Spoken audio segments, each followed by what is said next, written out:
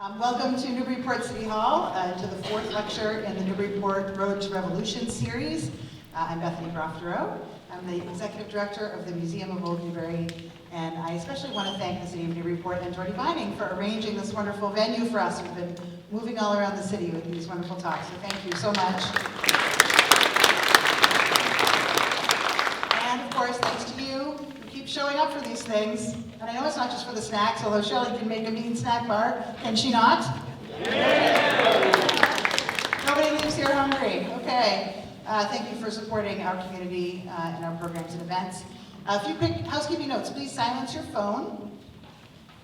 And please note the location of the restrooms, which are in the back of the room, there, and the exits, which of course are there and there, and the squeakiness of the floor, also important to point out. We will have some time for questions at the end of our talk, so we ask that you hold questions until the end, please. The events from now to the end of June that commemorate and celebrate the 250th anniversary of the start of the American Revolution, along with many other exciting events across the state, are sponsored by the Massachusetts Office of Travel and Tourism as part of their Mass 250 campaign. We are very grateful to be one of the communities that was supported by a major grant, and we partner in this endeavor with the Custom House Maritime Museum, Lowell's Boat Shop, Newburyport Chamber of Commerce, City of Newburyport, and many other community partners, so thank you, all of you. And as part of the Mass 250 grant, we have just purchased the website, Newburyport250.org. So, if you want to learn a thing or two about the American Revolution specific to this community, and it's interactive, so there's a form to submit an event, there's a form to submit a timeline point, and please let me know if there's anything that you find on there that is incorrect, or this is all a community effort, so please help us make it perfect. It's a beautiful website, so I hope you'll visit it. And with that, it is my great pleasure to introduce you to our panel tonight. Let's start with Dr. Tricia Pioni, works at the Congregational Library and Archives. I've said Congressional Library and Archives so many times. Congregational Library and Archives in Boston, where she is the project director for New England's Hidden Histories, a digital archive of early church records. She's also the curator of two recent exhibitions at the Congregational Library on religion in the American Revolution. Prior to joining the Congregational Library, she was a research scholar at Historic New England, which is where we met, for the Recovering New England's Voices Project, and the Public Programs Director at New Hampshire Humanities. She holds a PhD in Early American History from the University of New Hampshire. Her scholarship focuses on early New England, particularly the history of magic and witchcraft, and her work on these subjects has appeared in journals, books, blogs, and on radio and television, and in my dreams. Good. Okay. Next, Jordy Vining is the Senior Project Manager for Newburyport's Office of Planning and Development. Since he started working for Newburyport in 2001, Jordy has managed dozens of community improvement projects, including creating the Clipper City Rail Trail, constructing new public buildings like the Senior Community Center, Harbor Master's Office, and Cutter Fire Station, renovating multiple parks and public spaces, conserving open space, installing public sculptures and murals, and creating historic interpretive signage, including the Newburyport Black History Initiative, and being a good neighbor to me over in our neighborhood. And Cabria Baumgardner, who many of you are familiar with, is the Dean's Associate Professor of History and Africana Studies at Northeastern University. She's the author of the prize-winning book, In Pursuit of Knowledge, Black Women and Educational Activism in Antebellum America. As a public historian, she's worked with numerous historical organizations. In 2021, she, along with Jordy Vining and Sid Ratchke, co-founded the award-winning Newburyport Black History Initiative, an organization that aims to highlight and incorporate Black history into the public landscape right here in Newburyport. And I have to say, they've done an amazing job as you walk around, stop, and read the signs. It's a wonderful collaborative effort. So I'm going to turn this over to Cabria Baumgardner.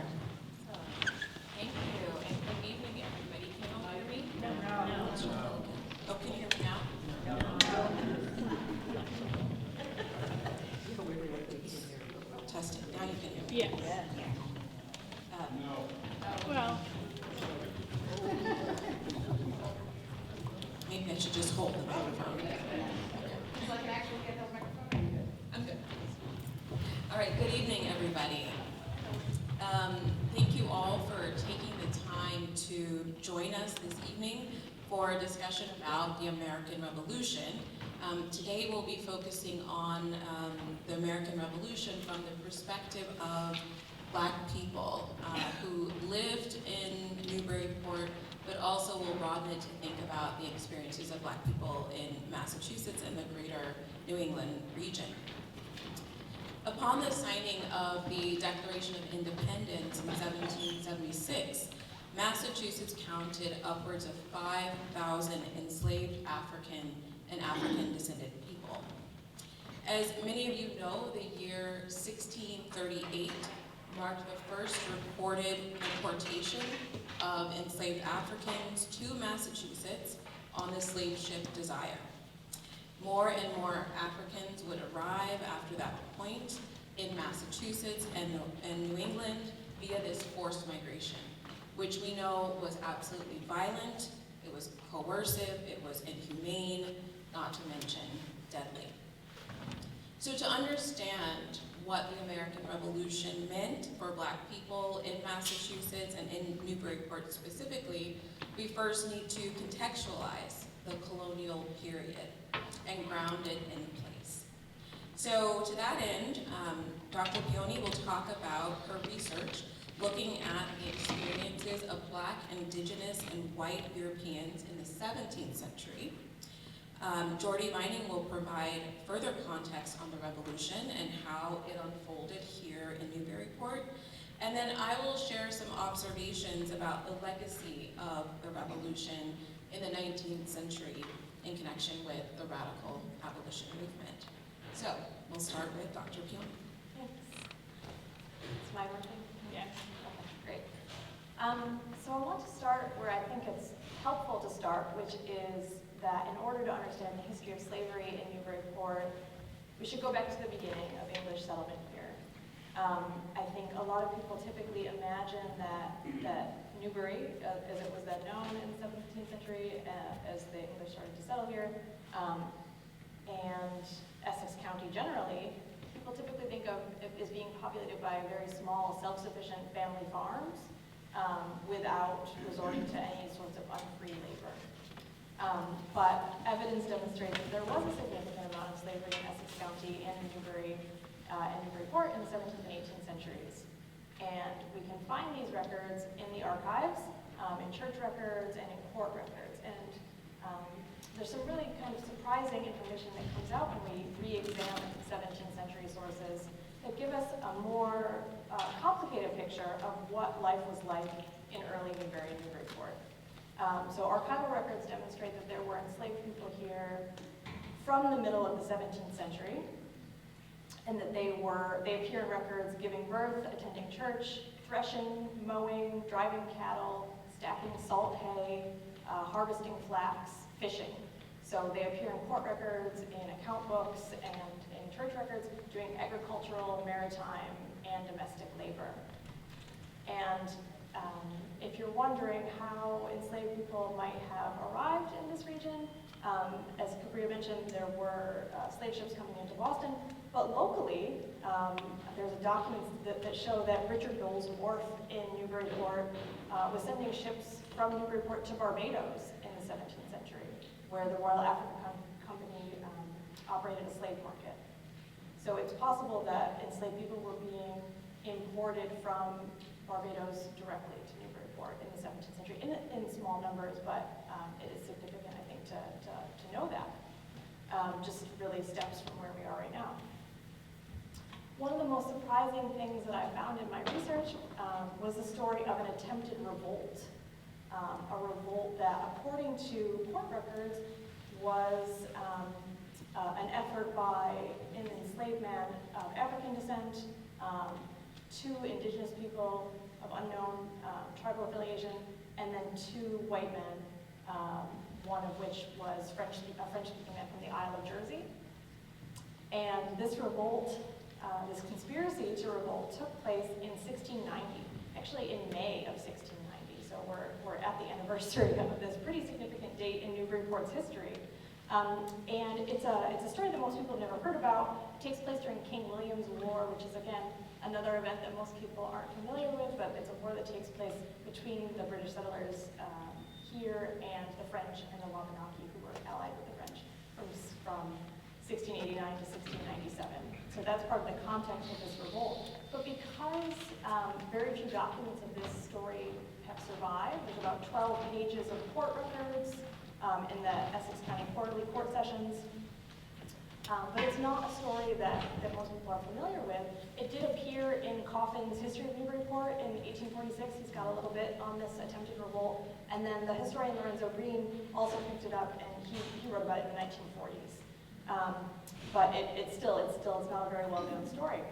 And so what happened was, in late May of 1690, an enslaved black man who is only referred to in the records as James was captured by the Night Watch in Newbury. And when he was captured, he had brought all of his clothes with him, and he had a gun with powder and shot. So he was armed when he was captured, and he said he was found in the woods at a local landmark, which is not there anymore, but it was called Anvil Rock. And he said he was waiting to meet two white men who had promised to help him escape to freedom. And then he also confessed that there was this conspiracy to bring all of these, about 800 French and Indigenous soldiers from Canada to attack the North Shore. They were going to come down through Haverhill and Amesbury by land to Newburyport, and then a French fleet was going to sail in to the port. That's what he says happened. It's not really clear from his deposition how much the town officials were maybe sort of like suggesting that there was this big conspiracy with the French that he was a part of.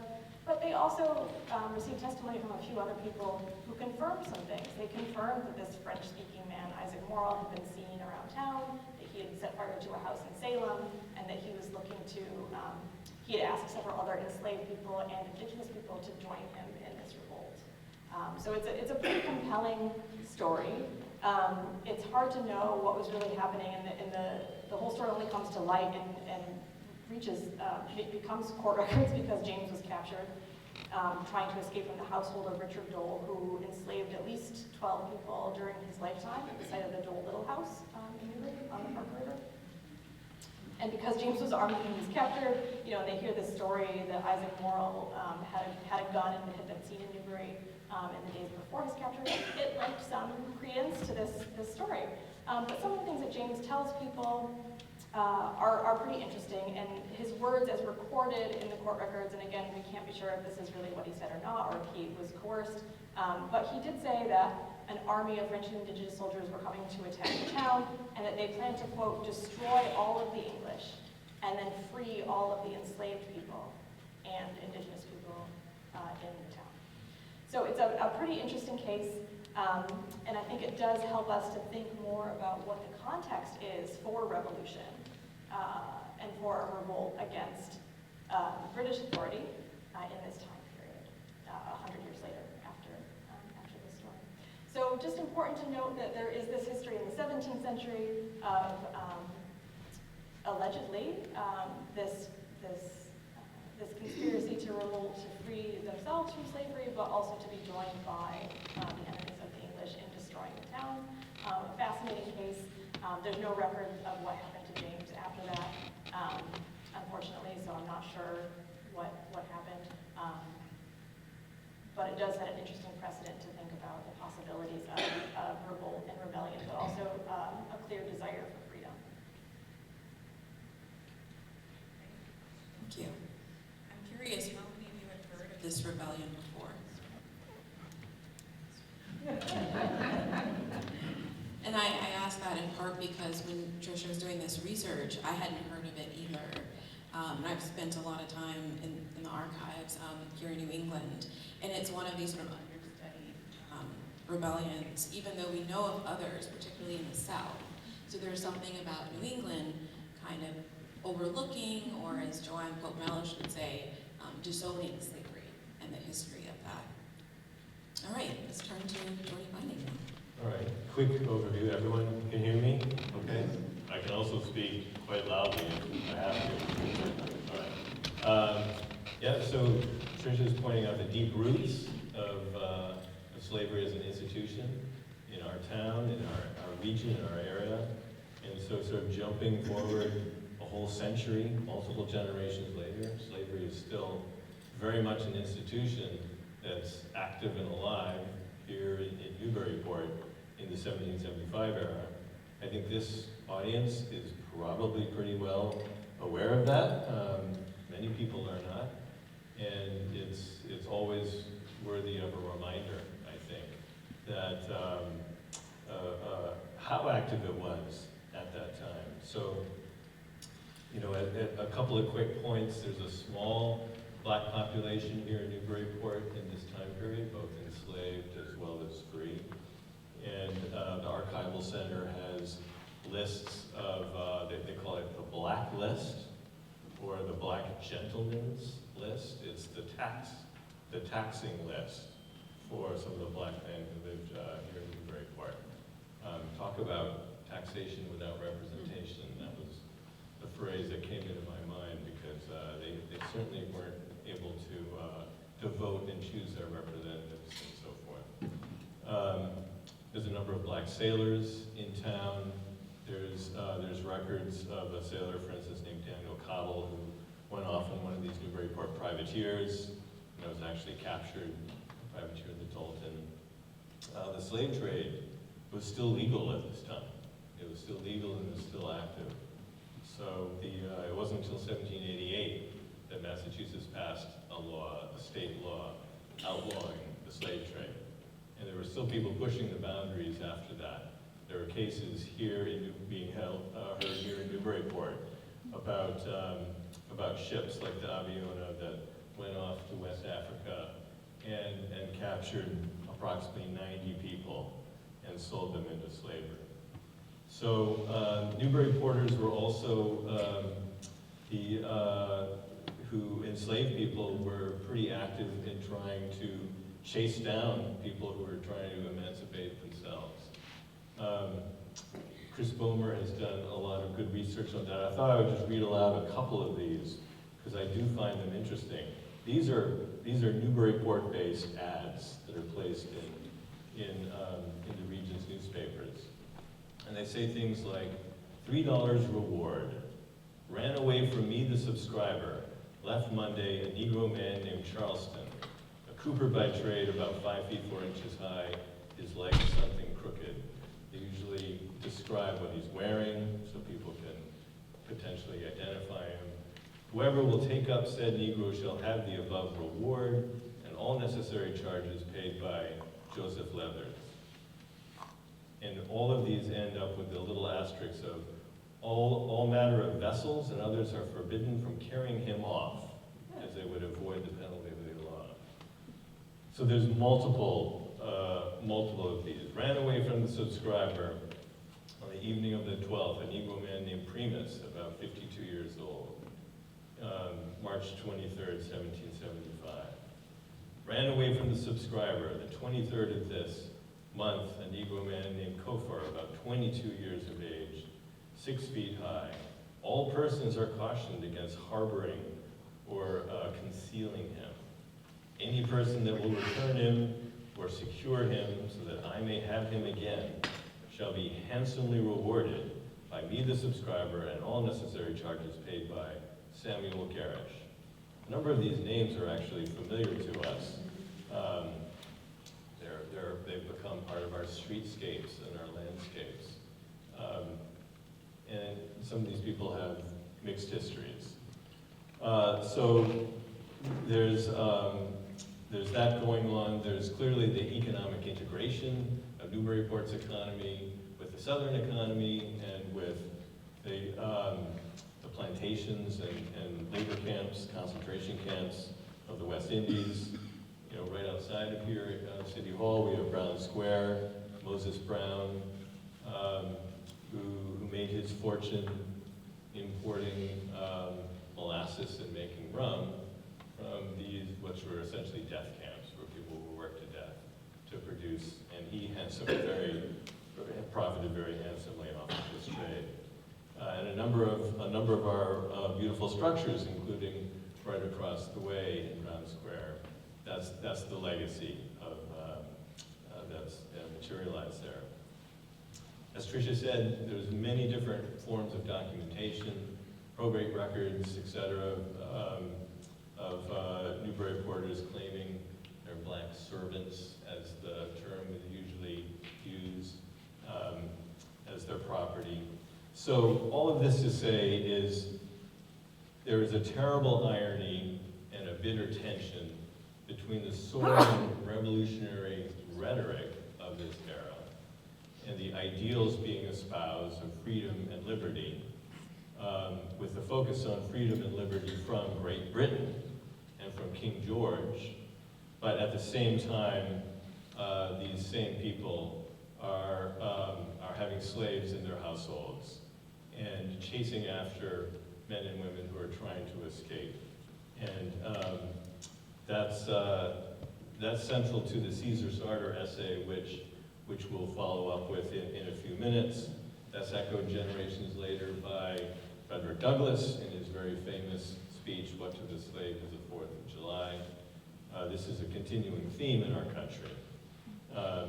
And at the same time, literally the same time as Caesar Sarter is writing his essay, pleading with people to note this irony as the revolutionary fervor is rising up in Newburyport and elsewhere.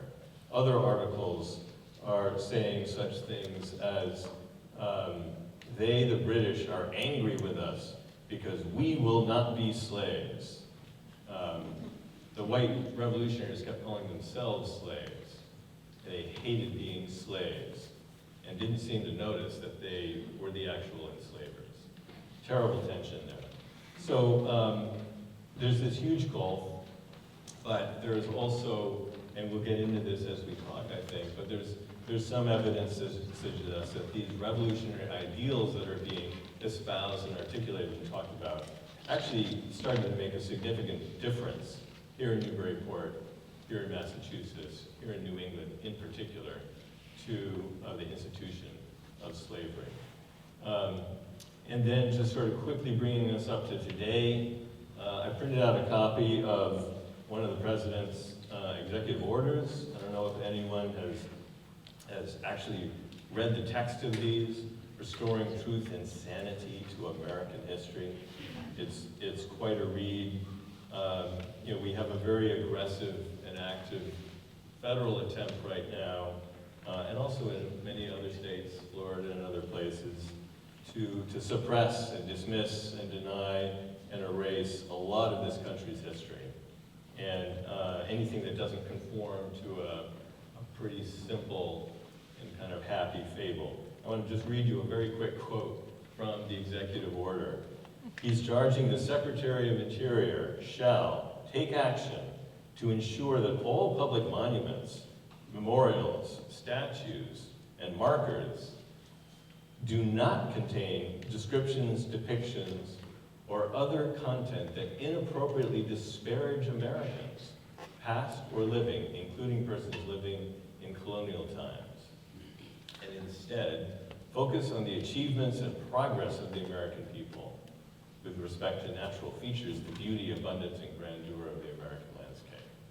So that's what we're up against here, competing narratives. There seems to be, imbued in this assumption that there can only be two different camps. There can be one camp that celebrates America, celebrates American exceptionalism, and tries to resist any kind of focus on the horrors of slavery and of extermination and so forth. And then they're fearful of the other camp, which is only focused on a centuries-old saga of oppression. America only as a story of oppression. And I guess just before we start getting into a bigger conversation, one of the main points I'd like to suggest is there's so much middle ground between these two poles. It's a false choice, it's a false binary. And I think it can and it should be patriotic to be able to recognize the truth, recognize reality, to at the same time to celebrate these high-profile ideals that led to the American Revolution, about freedom and independence that are part of our foundational story. At the same time, recognize where we've fallen far short of those ideals in the past, and as well as in the present, and at the same time track our progress towards trying to live up to those ideals. To me, that is patriotic.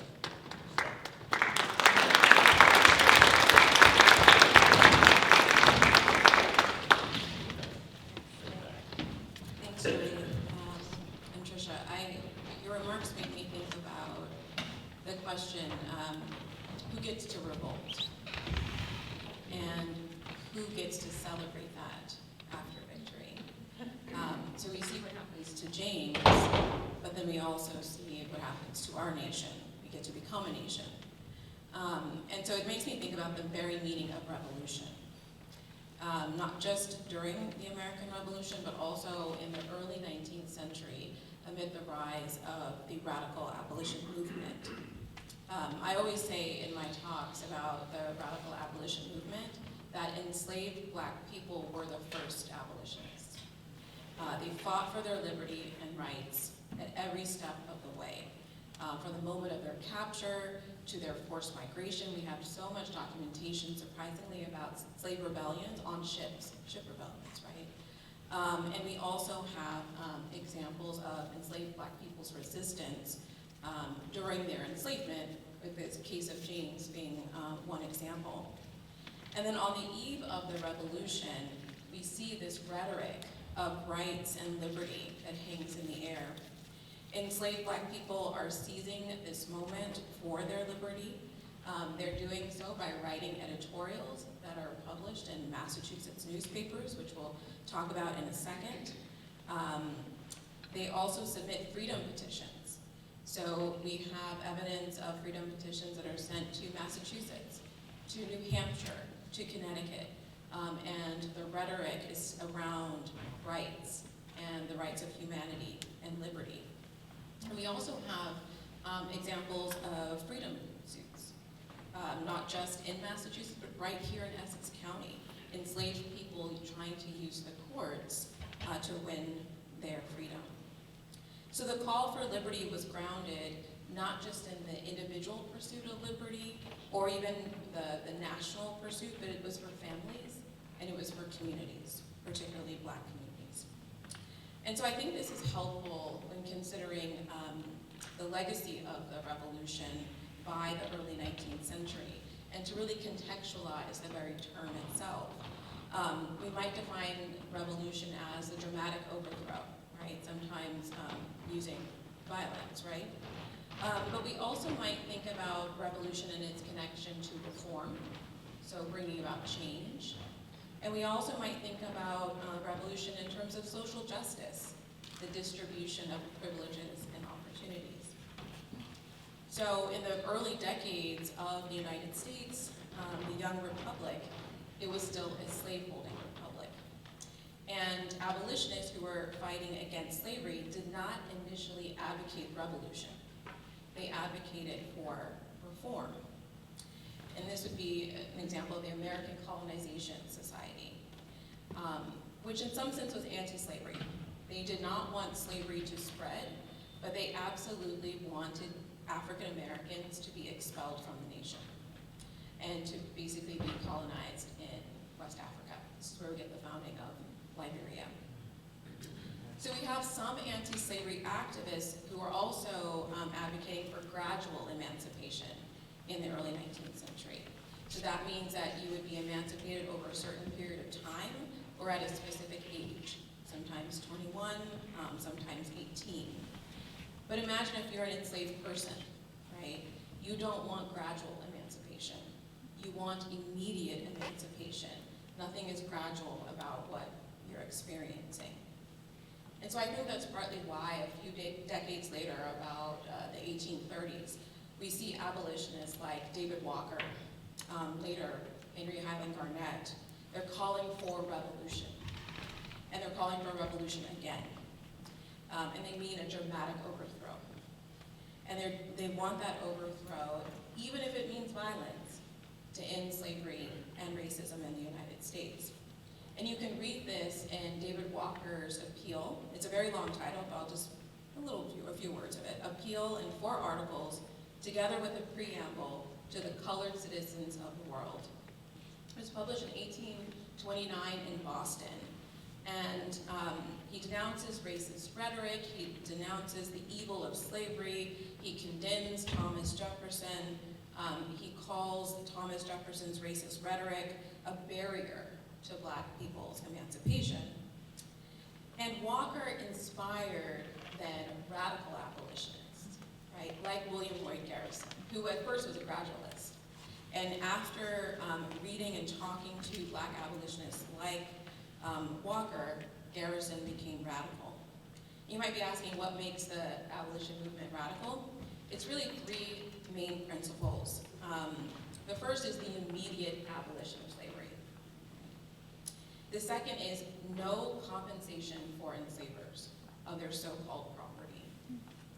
And 3, the full and equal participation of African Americans in the nation as citizens. So a complete rejection of this idea of colonization. And these radical abolitionists oftentimes debated how to go about achieving this. And that's why some of them turned to revolution. In many ways, Henry Highland Garnet, or I'd say maybe Malcolm X, anticipates someone like Henry Highland Garnet by any means necessary. When we get to 1850, right, and the passage of the Fugitive Slave Law, it becomes quite clear to African Americans and to their allies that the ideals of the nation had not yet been realized. More resistance and further struggle would be necessary to challenge the nation to finally live up to its principles. And so I want to turn to Caesar Sarter's address. It's a very powerful statement about the contradictions and tensions that Jordy mentioned during the Revolution. Caesar Sarter was a Black man who had been kidnapped in West Africa. He endured the Middle Passage, the harrowing journey across the Atlantic, and then he was enslaved for, we think, about 20 years right here in Newburyport. And on August 17th, 1774, he published this address on liberty in the Essex Journal and Merrimack Packet, a Newburyport newspaper. And so I'd like for Jordy and Tricia to think about what stands out to you in this address. And if you all, there are copies, I think, that were at the front, so you might be able to take a look at it as well. So one of the things I think that stands out, and Sarter uses great rhetorical devices in this. It's a very persuasive piece that he's writing. And I think one of the things that scholars have pointed out about this, about his language and the way he frames it, that's particularly interesting to me is that he's using religion as a way to appeal. So he's writing to white people, he's writing to enslavers, and he's asking them to reconsider. And so I'll just briefly read one little section where he says, "Why in the name of heaven will you suffer such a gross violation of that rule by which your conduct must be tried in that day, in which you will be accountable for all your actions to that impartial judge, meaning God, who hears the groans of the oppressed and who will sooner or later avenge them of their oppressors." So he's invoking like the God of the Old Testament to avenge enslaved people. And he's using the rhetoric of Christianity and of religion as a way to appeal. And that's an effective argument. As those religious beliefs were often invoked both in defense of slavery, but also as a way to end it to religious camps. Well said. That was most of what I was going to say. The focus on the golden rule and trying to have his white audience put themselves into his and his family's shoes and to imagine. He's asking people literally to imagine, what would it be like if you and your family was ripped from your home, etc.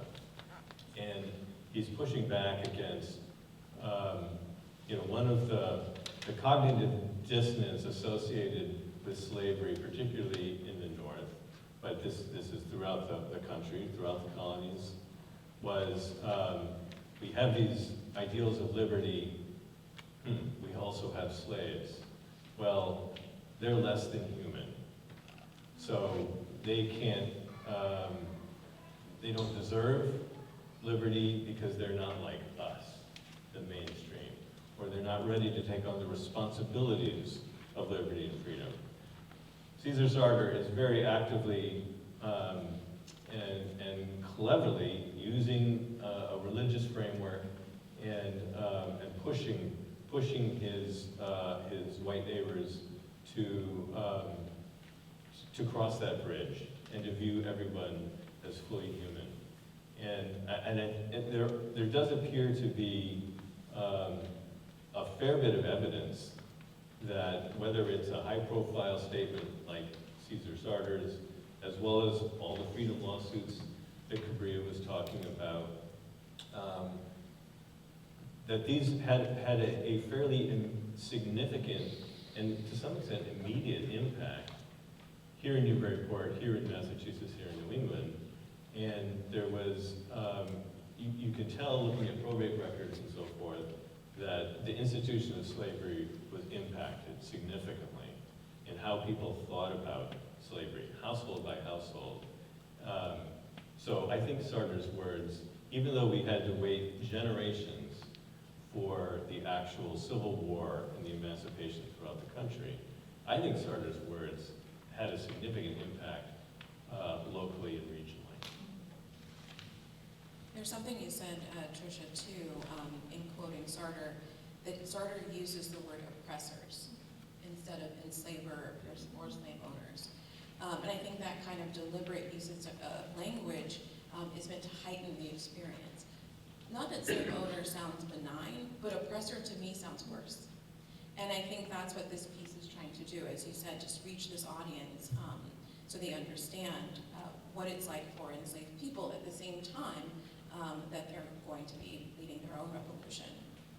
There's also a passage here where Sarter's talking about the natural rights of mankind. So you see in a lot of these petitions that are sent to state legislatures and also these editorials that enslaved people are going to invoke this idea of natural rights and of human rights. He also talks about, I'll just quote it here, slavery is in itself and in its consequences a great evil. Why will you not pity and relieve the poor, distressed, enslaved Africans, who, though they are entitled to the same natural rights of mankind that you are nevertheless groaning in bondage, a bondage which will only terminate with life. I think this is a really big point because slavery in the United States and also in what would become the United States, but also in the Caribbean, looks different than slavery in other parts of the world. And it looks different for three reasons. The first is that slavery was lifelong. So there was no way for an enslaved person at this point to really reach freedom, right? They'd have to fight for their rights, they'd have to run away, they'd have to rebel, but it was meant to be a lifelong state of bondage. Two, it was race-based. So if you were indigenous for a while, you could be enslaved. If you were black, you could be enslaved. So slavery was connected to race. And then the third, and probably the most important, is that slavery was hereditary. So not only were you enslaved for life, but if you're a woman, you have a child, your child is also enslaved for life. That is a very, very different conceptualization of slavery compared to other parts of the world. And so I think Sarter is calling attention to that, right? And he's talking about how barbaric this really is. Do you want to make any comments on this, or do you want to talk about the Benjamin Coleman piece? Oh, this one? Yeah, sure. So there's a great line from Sarter's address where he writes, quote, "I need not point out the absurdity of your exertions for liberty while you have slaves in your houses."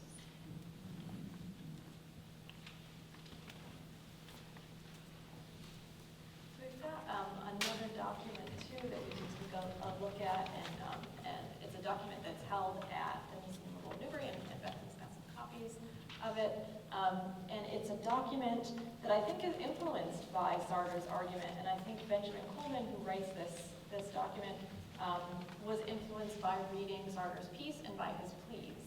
And so Benjamin Coleman in nearby Byfield was the deacon of the Byfield Parish Congregational Church, and at a parish meeting in 1780 during the war, he raises a public complaint against the minister of Byfield Parish, Reverend Moses Parson, and he accuses the minister of the wicked practice of man-stealing because he enslaves a woman in his household who's called Violet. That's her name in the records. And he's enslaved her, and now he's talking about selling her. And so Coleman brings this up to the church. He says this in front of the congregation. And the church actually votes to suspend Coleman and kick him out of the church because they say he's behaving in an unjust and unchristian manner for calling out the minister for enslaving a woman. And as Coleman points out, he's enslaving a woman who he has baptized into the church and who owned the covenant, meaning she has become a member of this church and has been a member of the church for about 20 years at this point. And the minister's enslaving her. And so his remonstrance, it's a long document, but it's a beautiful one. I mean, he uses a lot of these same rhetorical touches that Sarter had already used, at this point, 6 or 7 years earlier, about this sin, framing this in terms of God's judgment. And he points out, and I'll just briefly read from his remonstrance, Coleman says, "We have taken them," meaning enslaved people, "by cruel hands, rending parents from children and children from parents, and by violence brought them from their own native country and subjected them to the most abject slavery and bondage. Magistrates, ministers, and common people have had a hand in this iniquitous trade." So I think we compare that language to what we've heard from Sarter, right? There's some similarities there, and I think Coleman was certainly influenced by this. So the minister died in 1783, and Coleman eventually actually apologized and was readmitted to the congregation. But this is a debate happening in the community over slavery. And we actually do get to hear a little bit from Violet herself in the church records because Coleman apparently went and asked her if she did not desire to be free. And she says, "Yes, I do." And that's noted in the church records. And that's one of the things that the minister says is the work of Satan that Coleman has done by undermining his authority by asking this woman if she wants to be free. And she says yes. It's a really powerful document, and it's interesting too to think about the way they're in conversation, the Sarter text and then Coleman's text. And it reminds me too of the New Hampshire petition of enslaved Africans in New Hampshire. They also talked about being ripped away from their parents and their families, and the breaking up of family. So it seems also to be a kind of reoccurring theme, not just in the editorials and in the addresses, but also in the petitions. Cabria, you had mentioned, you had posed the question of who gets to revolt a few minutes ago. And that started me thinking actually about, to me, this fascinating question of what, in this case, black men in particular were doing, who, some of whom in Newburyport were enslaved. They bring a personal freedom lawsuit against their enslaver.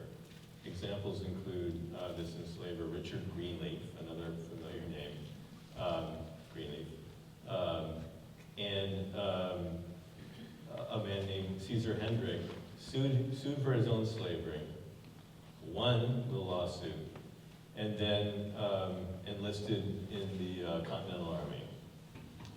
So he's seeking his own emancipation, and then he's choosing to fight for the Americans against the British. And then another enslaved man, Tom Somerset, he says, "I'm going to sue Richard Greenleaf too." And Richard Greenleaf, I think, doesn't even show up at that point in court. So he also secures his freedom. He also goes off to fight for the Americans. And but pulling the camera back, a lot of black men were making a choice. Should I fight for the British? should I revolt against the Americans? Or should I fight for the Americans in this revolt against the British? Each were offering freedoms of some kind, different conceptions of freedom.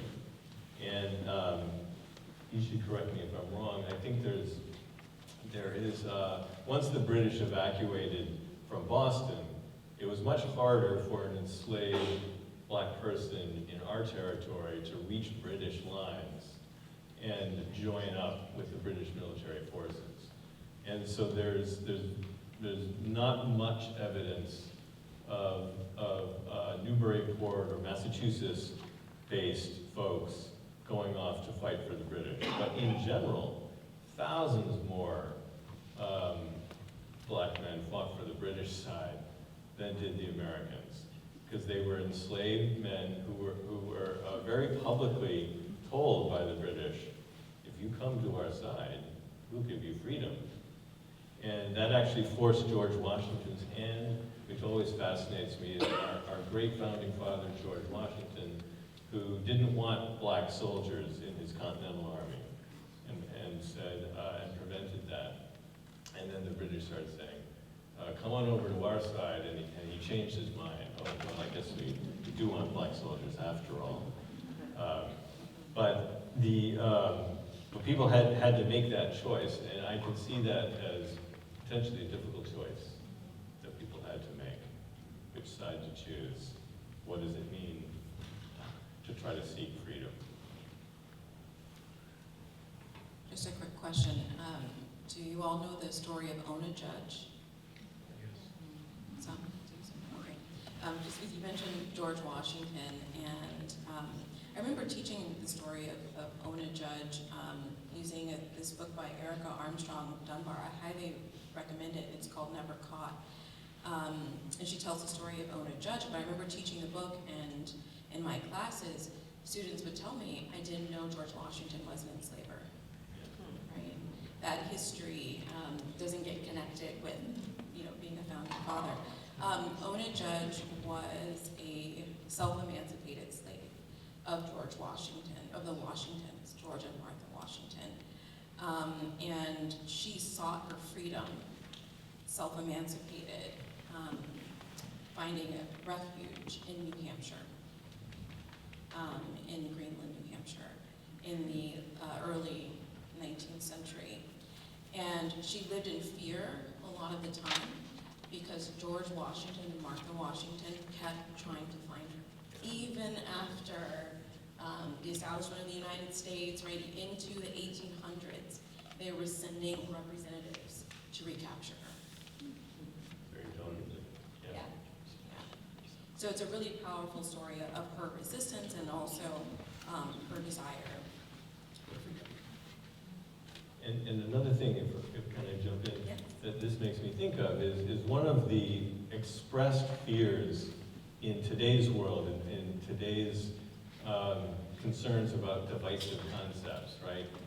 It's expressly feared that anyone who actually learns something like this will so-called denigrate our founding fathers. And that whether it's school children or whether it's adults, that somehow, we don't want anyone to think less of our legendary founding fathers. And some people, like I think of historians like Howard Zinn, he says, yeah, maybe you should think there's plenty of other heroes out there, and maybe we should be focusing on other heroes. And just as a quick sidebar, he focuses on, for instance, Patrick Henry, that great ringing, "Give me liberty or give me death," right? But I will not actually free my own slaves because it's too convenient for me to have dozens and dozens and dozens of slaves. And so, there's, most people don't think about Patrick Henry, the great, symbol of freedom and liberty, as an enslaver who basically preferred convenience over principle. Now, the other line of thinking that this brings me to is, does it have to be full denigration? Do we have to throw George Washington out and tear down his statue? I don't think so. I think it's better for us to know about Ona Judge and her experience of George Washington. And George Washington, he was, I think, a flawed person, a great general, a foundational person in founding America. But we can hold elements in our minds that and think about people as doing great things and doing terrible things, and they don't have to just be one or the other. And it's a challenge, though, because in America we like to think of good guys and bad guys, right? Hollywood has really emphasized that. Well, is this the good guy or is this the bad guy? Well, it's potentially the same person, good guys and bad guys, and we should be able to understand the full complexity of some of these folks, because it informs the same fights that we're having over and over again, generation after generation, throughout the history of this nation. In some ways, I agree, and I would say we can talk about George Washington and we can talk about Ona Judge. They are interconnected, related stories. And as human beings, we are flawed and we are complex, and this is part of that complexity that we should be thinking about.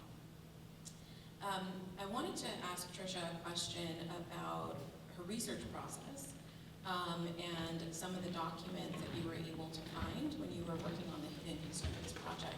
What was it like to do that archival research? You were here at the Museum of Old Newbury too, right? What was it like finding these documents and looking through these documents? I think one of the things that's pretty surprising to me about doing archival research in the 21st century is that there are still documents that, were put in a folder.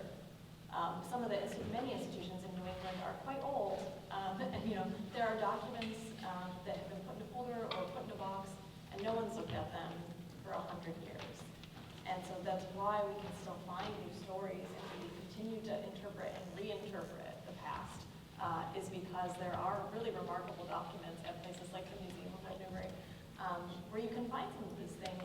And the more people who look at a document, the more ways there are to read it, because everyone can read it and understand it differently for themselves, and that's why we've got copies of some of these documents for you to read and interpret for yourself. But one thing was I found a land deed related to Plum Island at the American Antiquarian Society, and it was a deed exchanging land for a human being, for a woman, in 1693.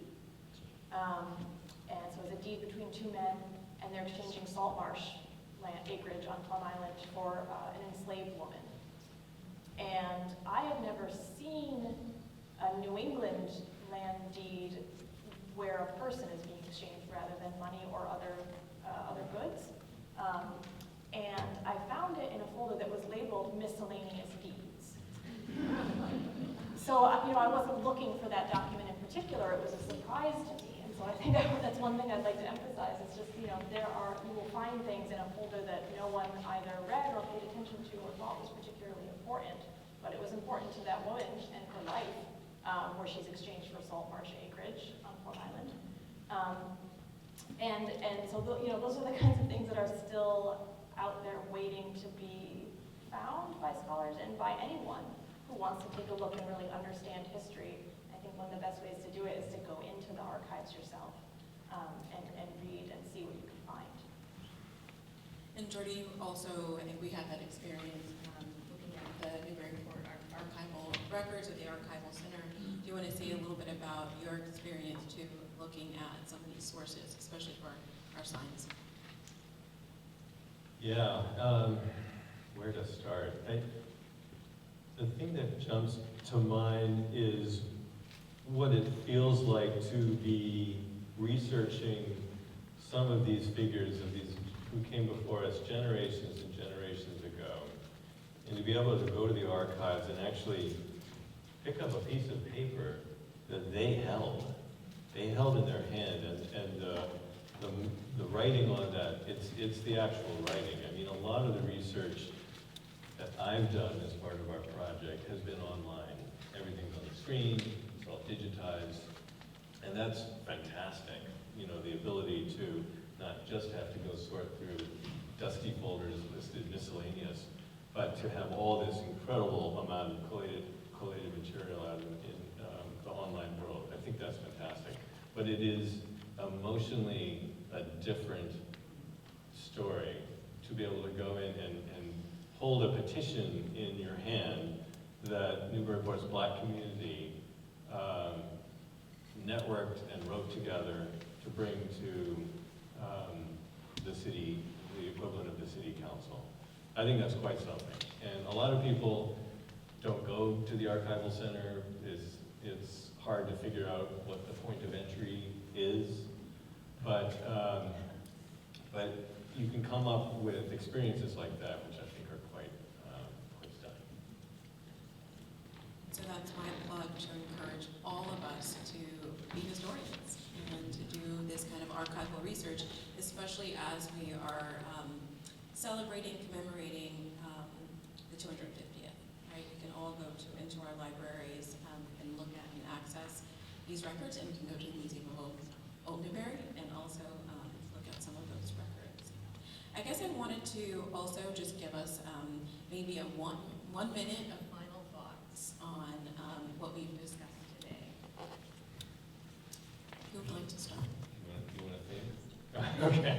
I haven't thought my concluding statement, but one thing that did just pop into my head was, and I had been talking a little bit with my colleagues about this notion, but when I have talked over the past few years with my family members about the Newburyport Black History Initiative, as well as my family all comes from the South, from Virginia, as well as some of the complicated history of my forebears, I've gotten a little bit of pushback from some of my family members, and I'm not going to tell you their names or who they are, but they have used this phrase, which I was just emailing Trisha and Cabrita and Bethany today, of we need to judge people by the standards of their day, the standards of their time, which basically meant, you know, stop your judgment, Jordy, with your current moral framework. And just to kind of bring things back maybe to the Sarter piece, or the Coleman, I think it makes it can make a difference in that argument, even though I think it's perfectly fine to make a moral judgment from today of people in the past.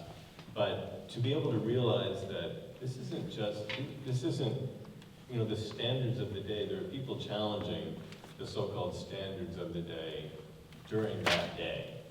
You know, there's no one monolithic standard. That, you know, it is an ongoing, active debate, and I really think that undercuts that attempt to shut down the conversation, realizing that discussion was happening 250 years ago. I think I'll take that point because it's an excellent point and add to it that there is no point in American history where people didn't realize that slavery was wrong and unjust. And so, you know, and there's so much evidence that points to that. Reverend Samuel Hopkins, a Congregationalist minister, wrote an address to Congress in 1776. He had previously enslaved one or two people in his household in Massachusetts, but later moved to Newport, Rhode Island, where he witnessed the horrors of the slave trade in person and had Black members in his church. And so in 1776, he wrote and published an address to the Continental Congress in which he called slavery our national sin. So there's no point in U.S. history where people, you know, there wasn't someone making a moral judgment about slavery. And we saw this with Coleman, and we see it with Sarter. You know, that was there, that was present for the times. I guess I would just come back to this rebellion that you talked about in the 17th century. Slave rebellions have been studied, as I said, in the South, but there's very little documentation of rebellions in New England. There were a couple in New York. And I just want to pose this question again: who gets to revolt? Who gets to celebrate that turn it, the American Revolution is a revolt, and it happens in the context of the age of revolutions, right? So we see it in France, we see it in Haiti, we see it in what will become the United States. But who gets to revolt? Who gets to celebrate it? We don't have, let's say, a day celebrating Nat Turner. And I think we would all find that kind of unsavory, right? But we are going to have a whole year, and especially with the executive order, celebrating the American Revolution and celebrating being patriotic about it. So I just want us to kind of sit with the complexity of what it means to revolt, what it means to commemorate it, especially for indigenous peoples whose lands were dispossessed, who were also enslaved, and then for those Africans who were violently taken from their homes and forcefully brought here to New England. All right, well, let's have a big round of applause for our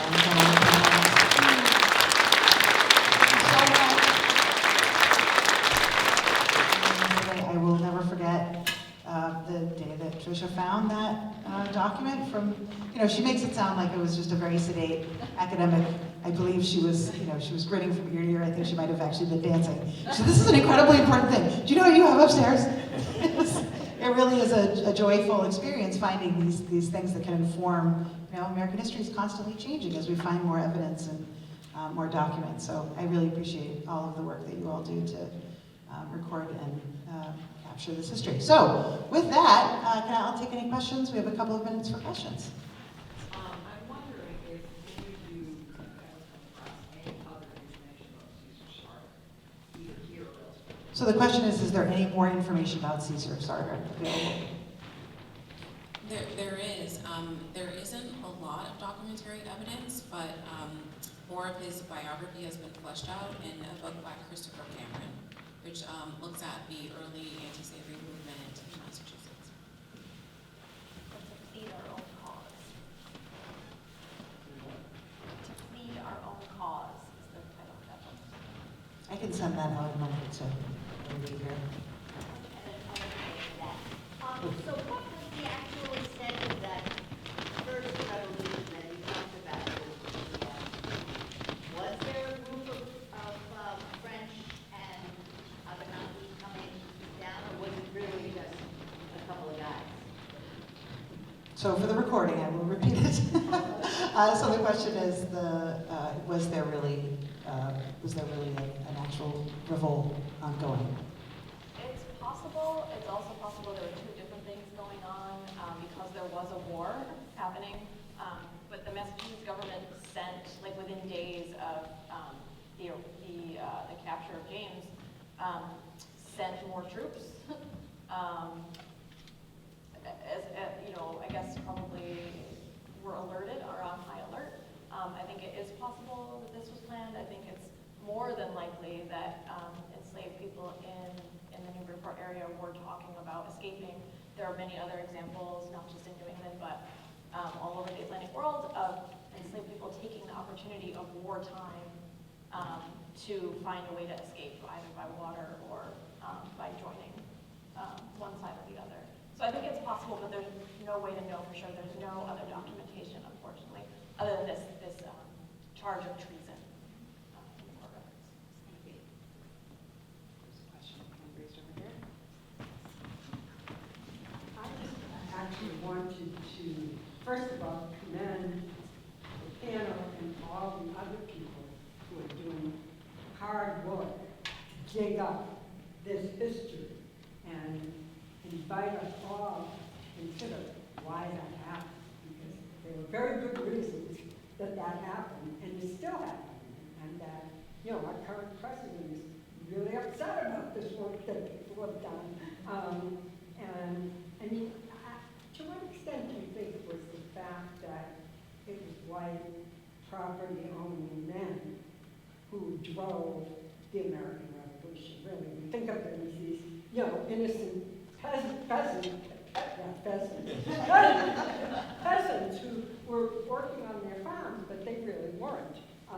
And we're told that whole story sort of backwards. So I wonder if you could comment on that question about who really were serving. So the question is who the American Revolution really was serving. I mean, it's a very good question, and I've also thought a fair bit about the notion that you're referring to a number of wealthy white men who are driving the revolution. And they're driving the revolution primarily because they're upset about taxation, about the British government imposing very significant taxes on the colonies to pay for the previous war. So what they're upset about is my money is being taken away. And the dark side of that is the notion of I want independence so I can do what I want. I can enslave other people, but I want to hold on to what I have and not have you control me, as opposed to this more universal notion of all men and women are created equal. So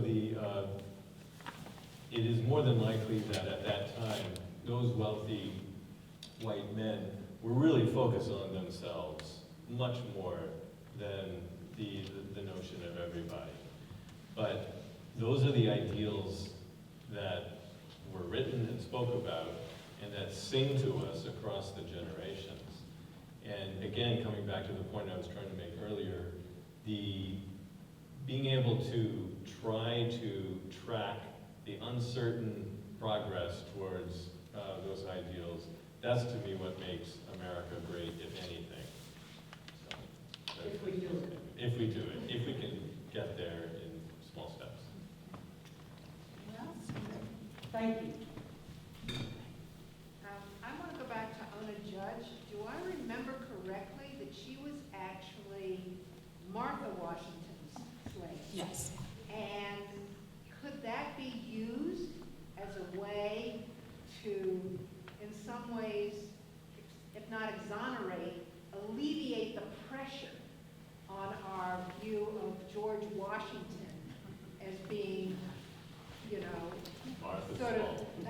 it's Martha's fault. We've heard that more recently. The question was about the ownership of. And I'm just wondering if I'm reading into it something, and if you could comment on that. That's interesting. I mean, it could be used as a way to kind of give George Washington cover, except that he's the one placing the ads, right? He's the one circumventing the law deliberately, especially the Pennsylvania law that says if an enslaved person is in Pennsylvania for a certain amount of time, they can pursue freedom, emancipation. And he moves her out back and forth to Virginia so he can avoid the law. So it might be Martha Washington's slave, right? But he's the one who's using the powers of the government to keep her enslaved, and then once she runs away, to find her. Thank you for that. I would have to give a little plug to the Newburyport Literary Festival because Erica Dunbar did speak here in this room about this book in the Literary Festival, and it does not paint George Washington in a very good, I mean, he was very, he sought her out in Portsmouth, tried to put political pressure on local officials there. He was very much involved in that process, but I think other people could use that ownership as a pass. All right, who else do we have here? Could I just ask a concept question? You know, we're all taught, or at least I thought I learned things in history, but in the 1600s and stuff, religion seemed to have a really strong aspect to our society. And then we kind of had to break those bonds. And then in the 1700s, it would take till the Bill of Rights for us to separate church and state. So what did the churches do in the 1600s and early 1700s that their members were having slaves? And what did they say to their, how did they justify it? Or what did they say? Do we know?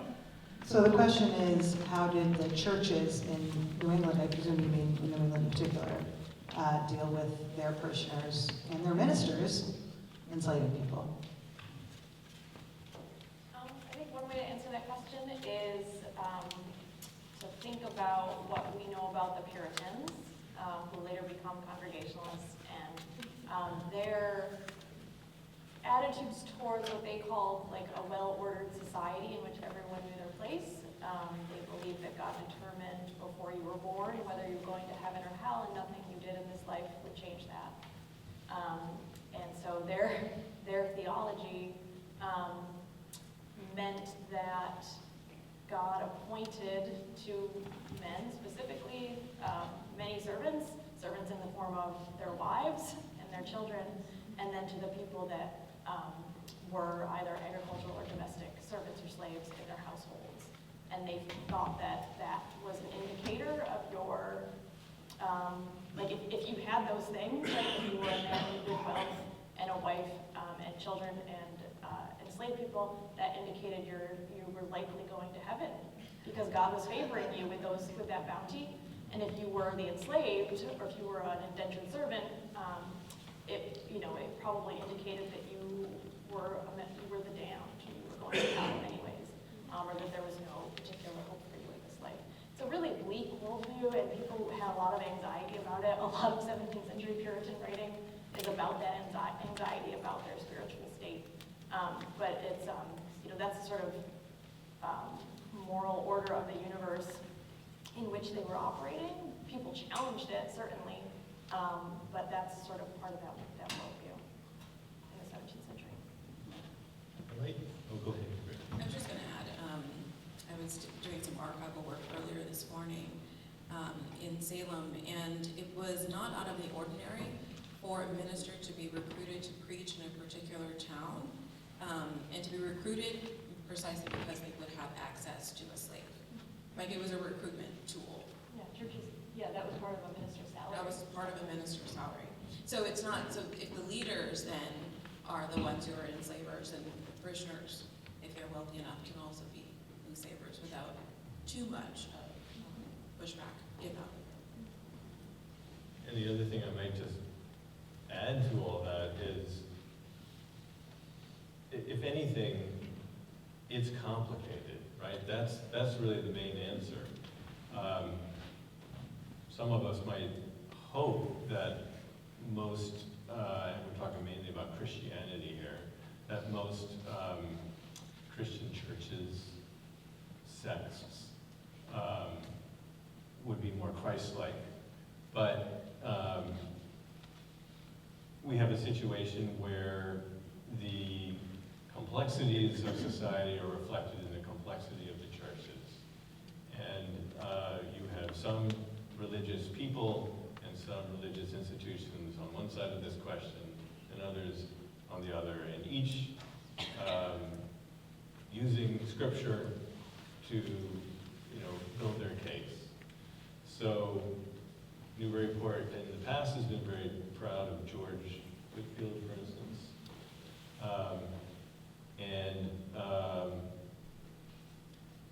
With people saying he's one of the forgotten founding fathers, etc.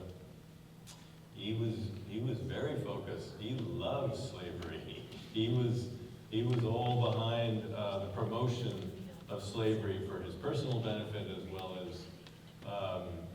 as institutionalized in society. So there are all sorts of examples of churches here in Newburyport, sort of getting into the 19th century of some people coming and preaching against slavery, the evils of slavery, and sometimes being shouted down by the congregation. There is a lot of messiness. That's what it comes down to. And I'll just quickly add to partly what contributed to that is the fact that enslavers dehumanized Africans, right? They dehumanized Black people. So if they're the other, they're the threat, they're dangerous, their lot in life is to serve, that becomes the rationale. That becomes the rationale. And it takes a lot to actually upset that narrative, especially if it's being built up over centuries. So it wasn't hard to rationalize, especially if you demonize another person, another group. All right, I think we have time for one more. Go ahead. Oh, okay. I'll speak loudly. Thank you all so much. I really appreciate it, especially the bringing it into the present moment, as well as connecting the indigenous to the African. And I'd also like to just remind us, this is not only the 200th anniversary, 250th, but it's the 350th of maybe what could be considered the first revolution, which is King Philip's War, Poetic Commons Resistance. And you made a lot of great points about that. I also want to make a point about Washington, since we're on that subject, that there was a parallel war going on. It wasn't just about keeping the land, but it was about taking lands west of the Appalachians in particular. So there was a whole other project going on at the same time, which really was a parallel war, which people don't really talk about or know much about. So just want to say thank you very much.